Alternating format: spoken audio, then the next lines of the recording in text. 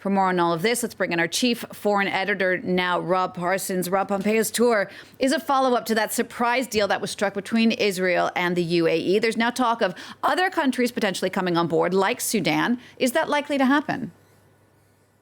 It certainly looks like it's likely to happen, Ginny, yes. I mean, that deal between the United Arab Emirates and Israel came out of the blue and is being spoken about now as a potential game changer in the Middle East. You know, the third Arab country to recognize Israel, very small by comparison with Jordan, Egypt, but potentially having a much bigger impact on the region's politics. Donald Trump was calling it an icebreaker last week, saying it would lead to more recognition from other countries in the area. And this is really, I think, what this visit by Mike Pompeo to the region is about. He's going to Sudan today. Sudan has never recognized Israel. The symbolic significance of that flight from Tel Aviv to Khartoum, obvious to everybody. He will be hoping that the Sudanese government, this transitional government, will recognize Israel in the same way that the UAE has. There was a sort of an interesting moment last week when the spokesperson for the Sudanese foreign ministry said it would happen.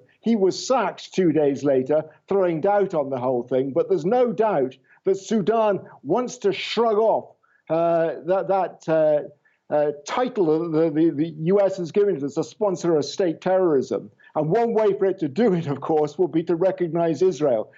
This is not to say it's going to happen, but it may. There's certainly a very good chance. Bahrain, too, where Mike Pompeo is due to go after Sudan, looks very likely to recognize Israel. It already has, as the UAE had before the deal, already has good relations with Israel. So, you know, Donald Trump already has a diplomatic triumph from the UAE-Israel agreement. He's hoping that he'll get something more out of this trip by Mike Pompeo.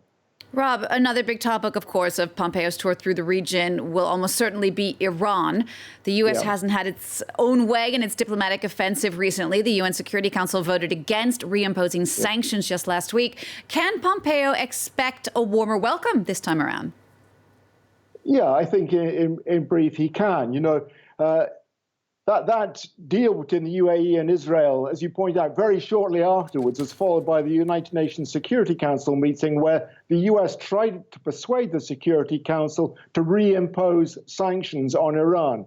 By 13 votes to 2, the UNSC said no to that. That was a real slapdown to the United States. But it goes on now to the Gulf, and the Gulf Cooperation Council is clearly very sympathetic to the U.S. position on Iran. That is the key issue here, whether or not countries regard Iran as an existential threat to themselves. And in the Gulf, there's no doubt that the Arab states there are completely on board with Donald Trump. So he will be certainly looking for some sort of diplomatic triumph from that trip, although I don't think that anything big is going to come out of it. It is incidentally being followed up very quickly by Jared Kushner, Trump's special advisor, going to the region as well, calling on Bahrain, Israel, perhaps Morocco, but perhaps most interestingly of all, going to Oman, which is another country in the region which has had in recent times good relations with Israel, and many suspect might be preparing to recognize Israel as well as perhaps Bahrain.